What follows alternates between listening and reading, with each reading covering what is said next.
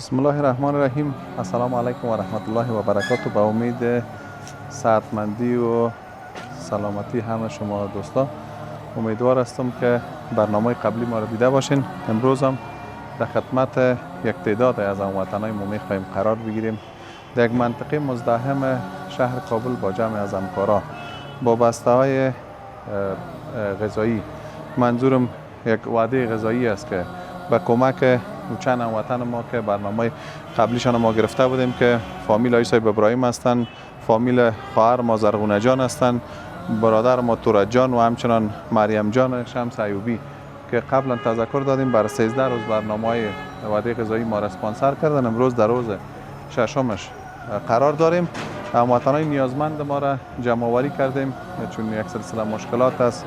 خداوند مشکلشان حل بسازد. تعدادشان زیاد است. ما ناگزیر اونا را در یک مکان جمع آوری کردیم. نظر به تعداد فامیلشان بسته‌های غذایی را وعده غذایی را تسلیمشان میکنیم و برنامه را با ما بیننده باشین عزیزان.